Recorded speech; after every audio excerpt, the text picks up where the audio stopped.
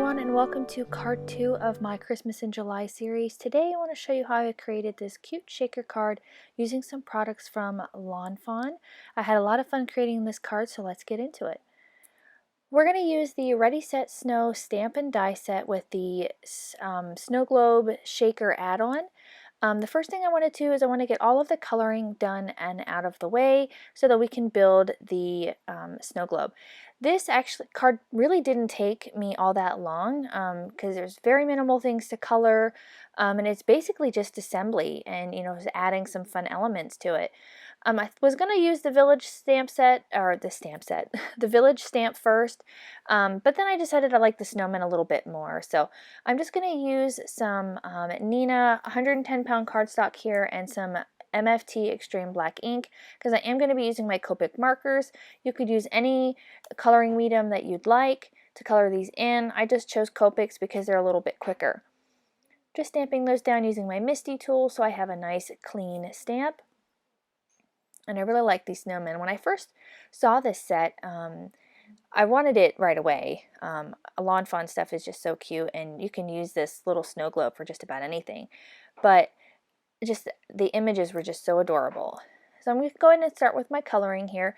I'm using some yellow colors to create kind of like a gold look to this like plate to go on the front of the snow globe. And all the colors that I'm going to be using are listed along the side here. I'm going in with my blue-green colors to add a little bit of color to the snowmen just so that they're not so stark white. I want them to have a little bit of dimension and give them a little rosy cheek. And then for their accessories, I wanted them to be kind of mirror images. So one with a green scarf, a green hat, and a red scarf and red earmuffs. So I just kind of wanted them to be vice versa. This just made the coloring process go a little bit quicker. You can color these however you like. This is just the way that I like to do it.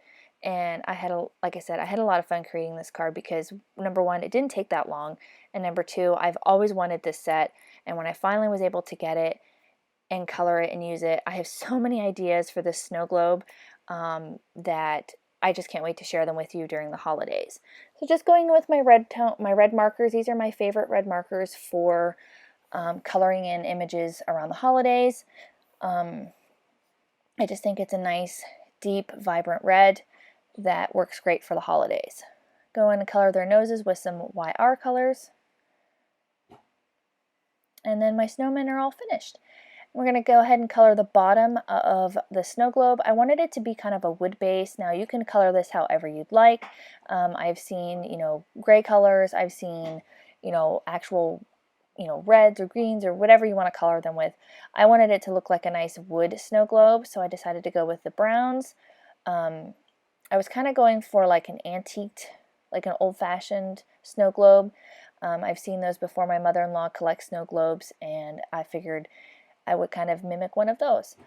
Next, I'm taking that same blue-green marker, BG10, and I just added a little bit around the edge of the actual glass portion of the snow globe so that when we cut it out using the coordinating dies, we're going to have a nice area that's colored so it kind of looks a little bit more like glass. So get all these cut out using the coordinating dies, and I just love this. They cut out perfectly. I love Lawn Fawn's dies. I love Lawn Fawn altogether. They're just so sweet, and I can't wait for their release. I've been asking people that I know if they're ready for the fall and winter releases to come out, and a lot of people are. Next, I wanted to add just a little bit of something in the background behind the little snowman to add to the scene.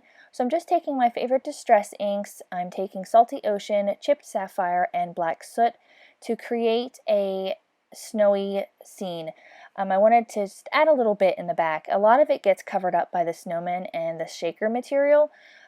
So you could, you could just skip this step and just put like a pattern paper with snowflakes on it. That could work too, just to speed along the process. But I really like adding some inking to this, and it really didn't take too much longer in adding the steps. So, and I'm just taking the solid backer piece and cutting out the area that I want to be my background so that it'll fit nicely behind the snow globe piece.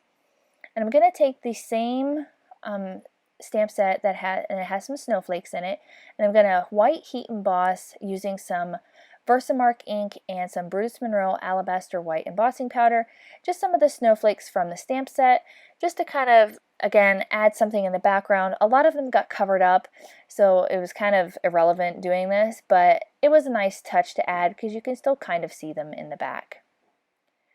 Heat that up with my heat gun, and I did speed through this quite a bit just to kind of shorten the video because I did take my time with this, and I had to stop here and there, you know, make dinner, take care of the kids. So the video was kind of long and chopped up, so I just decided to speed through it. But the process is, you know, pretty simple. Stamp down the snowflakes with your Versamark ink, nice sticky ink, and cover it with the embossing powder, and then heat it up with your heat gun. Nothing too overly complicated. Again, you could just use a pattern paper here. You could just use a gel pen. You could do Nouveau drops. Now you would have to wait for the Nouveau drops to dry, but there's options here. Once that was all done, we're going to get ready to assemble our little snow globe. Oh, I'm sorry. I got a little ahead of myself. We're going to add some more snowflakes with my number 10 Jelly Roll pen. This has become my new favorite. I think last year, during my holiday series, my favorite thing was the Lawn Fawn embossing pen. I use that on everything. Now we're going to get ready to assemble, and I just love how sweet that looks. I'm going to take the die and cut out a little, cut out some acetate, or not acetate, I'm so sorry. I'm going to cut out some embossing plastic. Now I'm not going to emboss on this, I'm just going to use the plastic to help seal up my shaker area. Now you could use any plastic. They make lots of, you know, acetate. You could use, I just have this on hand, so I decided to use it. Now if you wanted to, you could emboss some snowflakes on the window plastic. I just decided to leave it nice and clear. And I'm going to get my card base ready here. I've just got some Neenah 110-pound cardstock scored at 5.5 to make a top folding A2 size card. And I apologize, my fingernail polish is starting to peel off. I haven't had an opportunity to repaint them yet, so I can't decide on a color I want to pick. I've done lots of colors. I'm starting to get into painting my nails more, so I have to find a nice color. I'm going to glue that down using some Tombow glue, and then I'm going to take some 3M foam tape here, and I'm going to cut it down the middle so that I've got a nice thin piece that would fit behind here. Now, you could use, you know, any kind of foam tape here. I just have this on hand, and I really like using it for shakers. I'm also going to take some of this score tape here, and I'm going to use this to attach my window plastic. I don't recommend using liquid glue because if you use too much, it's going to ooze out and get all over your window plastic and make it gross. You could use a tape runner, you could use anything like that, but I really like this really thin double-sided tape. It works great for shakers, and I apologize if my head gets in the way. I just wanted to make sure that this was nice and lined up so I didn't have any of that clear window plastic sticking out along the edge. Now I'm going to take my 3M foam tape and take the plastic paper off of it, off of both sides, so that it's easier to manipulate. And I just love this with shaker cards because it molds around perfectly and it seals it up nicely so you don't get any of those shaker pieces falling out anywhere. And then I just use the leftover tape to pop up the whole piece so that we have a nice, really cute snow globe. I think these would be really cute as like gifts for kids' classrooms. You could simplify it, pattern paper, simple coloring, you know, do it assembly line style, and I think that it would make great gifts for kids. They could, you know, put a greeting on the back of them, hand them out with, you know, maybe a candy cane or a sweet or something, and you've got a really great gift for school kids. Because even the kids could, you know, kids could even help out creating them. I'm just going to glue those snowmen nice and flat down because I don't want to have a whole lot of dimension inside of the snow globe. I'm just going to add a little bit of finishing detail to their eyes using my Sakura black jelly roll pen and using my white Sakura pen to add a little bit of highlight to their accessories. I think this looks great. And I'm going to add a little bit of Stella to their accessories as well, just to add a little bit of shimmer here and there. I think I have to get a new aqua pen because this one's starting to run out. I've tried adding water to get all of it out, but I think I've finally used it all up. I'm taking my anti-static powder tool here and going around the inside of the shaker just to kind of, get any of that sticky adhesive away from there so that my sequin pieces don't get stuck on the edges, that they can, move around freely. I'm just using some of those Tailored Expression snowflakes. I really like these ones for shakers because they're pretty thin and they're not super heavy. Adding some of those Doris silver stars and finally some iridescent stars as well.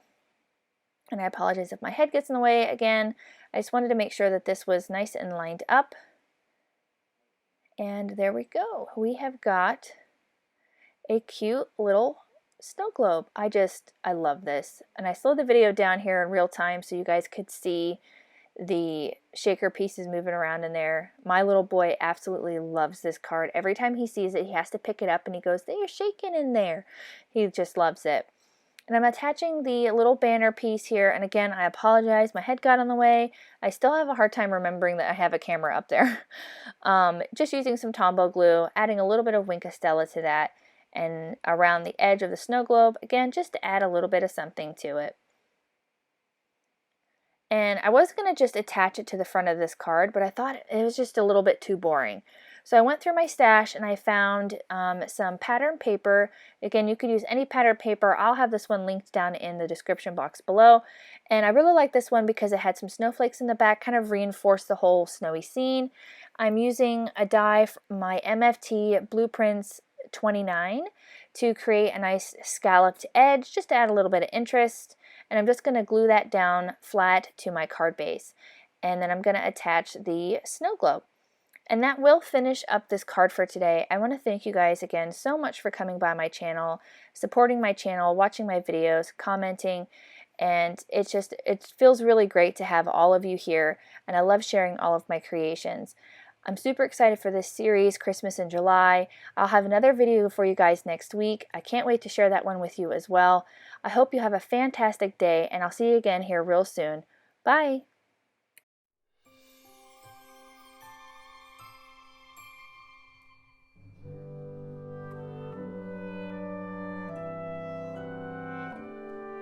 On screen, I've got a few videos that I think you'll enjoy. Consider hitting the subscribe button so you don't miss out on any more videos at my YouTube channel.